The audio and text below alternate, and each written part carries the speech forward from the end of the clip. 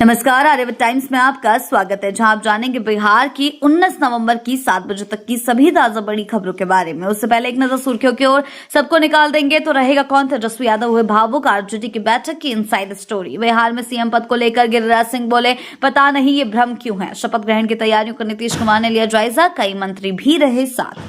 JDU speaker पद छोड़ने के लिए तैयार, बीजेपी के सामने रख दी ये बड़ी शर्त। बिहार कांग्रेस ने 43 नेताओं को क्यों भेजा, कारण बताओ नोटिस, इसमें पूर्व विधायक मंत्री भी शामिल। बढ़ते हैं खबरों की ओर विस्तार से। सबको निकाल देंगे तो रहेगा कौन? तेजस्वी यादव हुए भावुक, आरजेडी की बैठक की इनसाइड स्टोरी। जी हां, पारिवारिक कलह और हार के बाद पटना में सोमवार को तेजस्वी यादव के पोलो रोड स्थित आवास पर आरजेडी की बैठक हुई। इसमें खास तौर पर लालू प्रसाद यादव और राबड़ी देवी भी पहुंचे थे। इस दौरान लालू यादव ने कहा था कि तेजस्वी ही पार्टी को आगे लेकर जाएंगे। पार्टी का जो पुनरुत्थान हुआ है तेजस्वी ने ही किया है, इसके अलावा और कोई नहीं है। वहीं तेजस्वी यादव माई पकड़ते वक्त भावुक नजर आए। उन्होंने कहा, सब कहता है इसको निकाल दो, उसको निकाल दो, सबको निकाल देंगे तो रहेगा कौन? बीते दिनों में आरजेडी एमएलसी सुनील सिंह, संजय यादव और रमीज जैसे करीबी पर जो आरोप लगे, उसी पर तेजस्वी का ये इशारा था।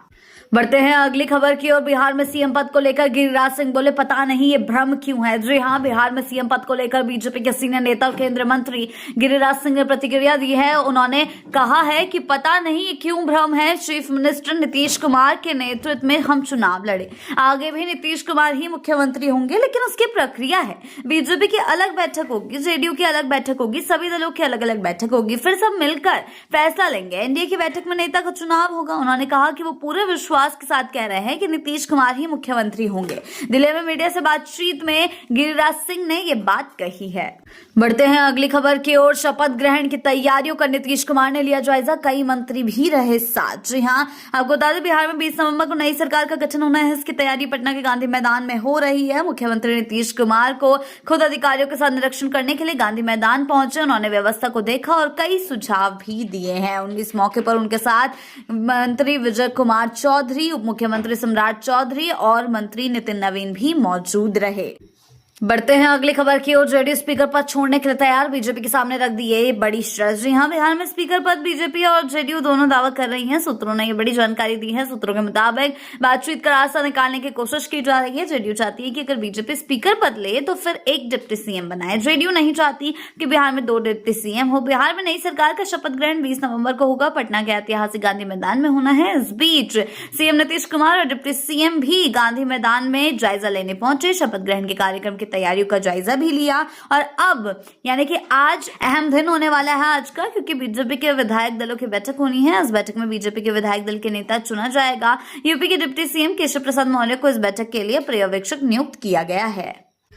बढ़ते हैं अगली खबर की ओर। बिहार कांग्रेस ने 43 नेताओं को क्यों भेजा, कारण बताओ नोटिस, इसमें पूर्व विधायक मंत्री भी शामिल। जी हां, बिहार विधानसभा चुनाव में महागठबंधन में शामिल कांग्रेस ने अब चुनाव में पार्टी विरोधी गतिविधियों में शामिल होने वाले नेताओं पर एक्शन लेना शुरू कर दिया है। इसके तहत मंगलवार को 43 नेताओं को कारण बताओ नोटिस भेजा गया है। इसमें पूर्व विधायक और पूर्व मंत्री भी शामिल हैं। बढ़ते हैं अगली खबर की ओर। रोहिणी आचार्य ने फोन पर किसे सुनाया किस्सा, फिर आया तेजस्वी यादव का नाम। जी हां, बिहार विधानसभा चुनाव में आरजेडी की हुई करारी हार के बाद राबड़ी आवास में चली इस पर बहस के दौरान हाल ही में रोहिणी आचार्य के साथ बदसलूकी हुई थी। इसके बाद उन्होंने एक्स पर पोस्ट किया था और मीडिया में बयान भी दिया था कि उनके साथ क्या कुछ हुआ है। रोहिणी आचार्य अब राबड़ी आवास में नहीं है। मंगलवार को उनका गुस्सा बिहार के एक वरिष्ठ पत्रकार पर भी फूट पड़ा। रोहिणी आचार्य ने बातचीत का वीडियो अपने एक्स हैंडल और फेसबुक से शेयर किया। फोन पर जिस व्यक्ति से वो बात कर रही थी वो बिहार के वरिष्ठ पत्रकार कन्हैया भेलारी हैं। रोहिणी ने बातचीत में पत्रकार से सवाल किया, आप ये बताएं कि बेटियों को कितना घंटा और कितने दिन मायके में रहना चाहिए, इसका हिसाब बताइए। बातचीत में रोहिणी ने पत्रकार से कहा कि वो अपने भाई तेजस्वी यादव के बुलाने पर ही आई थी। बढ़ते हैं अगली खबर की ओर। बिहार में बीजेपी विधायक दल की बैठक, केशव प्रसाद मौर्य पर्यवेक्षक नियुक्त। जी हां, बिहार बीजेपी विधायक दल की मीटिंग के लिए केशव प्रसाद मौर्य को पर्यवेक्षक बनाया गया है। साध्वी निरंजन ज्योति और अर्जुन राम मेघवाल सह पर्यवेक्षक बनाए गए हैं। बुधवार सुबह 10 बजे विधायक दल की बैठक पटना में होगी। केशव प्रसाद मौर्य यूपी के डिप्टी सीएम है और बिहार चुनाव में बीजेपी के सह प्रभारी की भूमिका उन्होंने निभाई थी। बीजेपी के राष्ट्रीय अध्यक्ष जेपी नड्डा ने बिहार बीजेपी विधायक दल की बैठक के लिए उन्हें पर्यवेक्षक नियुक्त किया है।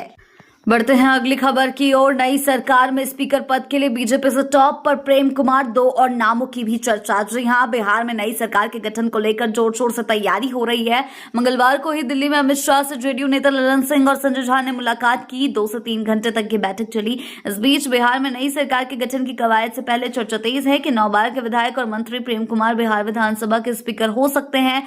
और साथ ही आपको बता दें, प्रेम कुमार ने कहा है कि मैं पार्टी का कार्यकर्ता हूं, जो भी दायित्व मिलेगा उसे पूरा करूंगा। बतौर मंत्री मैंने क्षेत्र के लिए काम किया, जनता ने एक बार फिर चुनकर मुझे काम करने का मौका दिया। दूसरी ओर उप मुख्यमंत्री विजय कुमार सिन्हा ने अपनी जीत पर जनता को धन्यवाद दिया और साथ ही उन्होंने विश्वास जताया नीतीश कुमार के काम पर और जनता पर। महागठबंधन की हार पर विजय सिन्हा ने कहा कि जनता ने सबक सिखाया है। शीर्ष नेतृत्व द्वारा बड़ी जिम्मेदारी मिलने के सवाल पर कहा कि हमने कार्यकर्ता के तौर पर पार्टी में काम किया, नेतृत्व जो भी जिम्मेदारी देगा उसे पूरा करेंगे।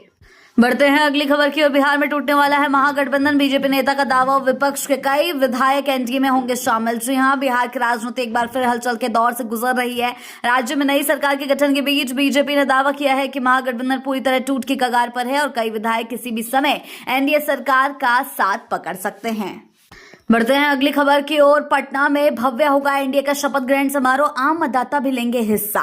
जी हां, बिहार में एनडीए को प्रचंड बहुमत मिलने के बाद नई सरकार के गठन की कवायद शुरू हो गई है। नए मुख्यमंत्री के शपथ ग्रहण समारोह को लेकर पटना के ऐतिहासिक गांधी मैदान में समारोह की तैयारी चल रही है। समारोह में आने वाला आम से खास लोगों के आगमन को देखते हुए सारी तैयारियां की जा रही है। बताया जा रहा है कि गांधी मैदान में बनाया जा रहा मुख्य मंच वीवीआईपी सुरक्षा मानकों के आधार पर तैयार किया जा रहा है। पंडाल, साउंड सिस्टम और आसपास बैरिकेडिंग की व्यवस्था भी की जा रही है। मैदान को अलग अलग प्रक्षेत्रों में बांटा गया है ताकि भीड़ प्रबंधन और सुरक्षा में किसी प्रकार की कोई दिक्कत ना हो। फिलहाल गांधी मैदान में घास काटी जा रही है, इसके बाद कारपेट बिछाने का काम भी शुरू हो गया है। बढ़ते हैं अगली खबर की ओर। से लेकर मंत्री पद तक नई सरकार के बारे में उपेंद्र कुशवाहा ने सब बताया, किया ये बड़ा दावा। जी हां, विधानसभा चुनाव में हुई प्रचंड जीत के बाद बिहार में नई सरकार के गठन की तैयारी शुरू हो गई है। गांधी मैदान में शपथ ग्रहण समारोह होगा। इस बीच राष्ट्रीय लोक मोर्चा के प्रमुख और राज्यसभा सांसद उपेंद्र कुशवाहा ने कहा है कि नई सरकार में मुख्यमंत्री कौन होगा और उनकी पार्टी से कितने मंत्री बनेंगे, इस पर उन्होंने खुलकर बयान दिया। उपेंद्र कुशवाहा ने कहा, नीतीश कुमार मुख्यमंत्री हैं, आगे नई सरकार में भी नीतीश कुमार ही हो रहेंगे। सीएम पद को लेकर कई कंफ्यूजन नहीं है, ना पहले था ना अब है। उन्होंने कहा कि 20 नवंबर को शपथ ग्रहण समारोह है। हमारी पार्टी से कितने मंत्री बनेंगे, कौन बनेगा, इसको लेकर सहयोगी दलों से बातचीत हो गई है। एनडीए में सब कुछ सहज था, है और रहेगा। बढ़ते हैं अगली खबर की ओर। केंद्र और नीतीश सरकार से तेज प्रताप यादव ने मांगी मदद, बोले मेरे माता पिता को यदि। जी हां, लालू परिवार में चल रहे विवाद के बीच बड़े बेटे तेज प्रताप यादव ने केंद्र और बिहार की नीतीश सरकार से मदद मांगी है। तेज प्रताप यादव की पार्टी जनशक्ति जनता दल के सोशल मीडिया से इस संबंध में पोस्ट किया गया। लंबे पोस्ट में जयचंद का जिक्र किया गया। उनका कहना है कि मामला सिर्फ एक परिवार का नहीं, बिहार की आत्मा का है। पोस्ट के जरिए तेज प्रताप ने कहा कि कुछ जयचंद प्रवृत्ति के लोग मेरे माता पिता को मानसिक और शारीरिक दबाव में रखने की नापाक कोशिश कर रहे हैं। अगर इनमें जरा भी सच्चाई है तो ये सिर्फ मेरे परिवार पर हमला नहीं, पूरी आरजेडी की आत्मा पर सीधा वार है। तेज प्रताप ने कहा, टिकट वितरण में अनियमितताएं और बहुत कुछ हुआ है, मेरे माता पिता के साथ दुर्व्यवहार किया जा रहा है। उन्होंने सीधा कहा है कि प्रधानमंत्री मोदी और गृह मंत्री अमित शाह के साथ साथ बिहार की नीतीश सरकार से आग्रह किया कि इस पूरे प्रकरण की निष्पक्ष, सख्त और तत्काल जांच कराई जाए। बढ़ते हैं अगली खबर की ओर। पटना में बालू माफिया का आतंक, 2 एसएपी जवानों गाड़ी से रौंदा, एक की मौके पर मौत। जी हां, पटना के दुल्हिन बाजार थाना क्षेत्र में सोमवार को बालू माफियाओं ने खनन विभाग की टीम पर ऐसा हमला किया जिसने पूरे इलाके को दहशत में डाल दिया। छापेमारी के दौरान माफियाओं ने अचानक अपनी तेज रफ्तार स्कॉर्पियो से 2 सैप जवान को रौंद कर डाला और टक्कर इतनी भयानक थी कि एक जवान की मौके पर ही मौत हो गई, जबकि दूसरा जवान गंभीर रूप से घायल होकर अस्पताल में जिंदगी और मौत के बीच जूझ रहा है। बढ़ते हैं अगली खबर की ओर। बिहार की नई सरकार में सम्राट चौधरी या मंगल पांडे को मिली जगह, तो क्या करेंगे प्रशांत किशोर। जी हां, बिहार विधानसभा चुनाव में मिली करारी हार के बाद जनसुराज के संस्थापक प्रशांत किशोर ने बड़ा ऐलान कर दिया है, बातें रखी है। इसी क्रम में प्रशांत किशोर ने एनडीए की नई सरकार बनाए जाने से पहले ये ऐलान कर दिया कि उन्होंने जिन 4 नेताओं पर भ्रष्टाचार के आरोप लगाए थे, अगर उन्हें कैबिनेट में शामिल किया गया तो जनसुराज विरोध करेगी और कोर्ट तक जाएगी। बढ़ते हैं आखिरी खबर की ओर। क्या प्रशांत किशोर अब छोड़ देंगे राजनीति, क्लियर कर दिया अपना स्टैंड। जी हां, बिहार विधानसभा चुनाव से पहले जनसुराज के सूत्रधार प्रशांत किशोर ने दावा किया था कि अगर नीतीश कुमार को 25 सीट से अधिक आई तो वो राजनीति छोड़ देंगे। मंगलवार को जब प्रशांत किशोर ने चुनावी हार के बाद प्रेस कॉन्फ्रेंस की तो पत्रकारों ने इसे लेकर सवाल कर दिया। इस पर प्रशांत किशोर ने अपना स्टैंड क्लियर किया है। उनका सीधा कहना है, सरकार ने 1.50 करोड़ लोगों को 10,000 रुपए दिया है। पूरे देश में इस बात पर बहस हो रही है कि क्या ये 10,000 देकर वन टाइम वोट खरीदा गया है या किसी सरकारी योजना के तहत इस पैसे को दिया गया है। मैं ये कह रहा हूं कि मैं ये बिल्कुल मानने को तैयार हूं कि सरकार का ये एक अधिकार है, वो चाहे तो योजना शुरू कर सकती है। अंतिम महीने में ही किया, हम उस बहस में नहीं पड़ रहे। इलेक्शन कमीशन ने चुनाव के समय ये पैसा बांटने दिया, ये उनकी गलती है, उस पर भी हम टिप्पणी नहीं कर रहे। हम तो ये कह रहे हैं कि जिस योजना के तहत जीत कर आए हैं उसको लागू कर दीजिए। हम लोगों को बिहार में रहने की ही जरूरत नहीं है, बिहार ही छोड़ देंगे, राजनीति की क्या बात है। बिहार की ऐसी ताजा बड़ी खबरों के लिए जुड़े रहे आर्यव्रत टाइम्स के साथ ही चैनल को सब्सक्राइब करना ना भूलें और हमारी फेसबुक और वेबसाइट के साथ भी जरूर जुड़ें।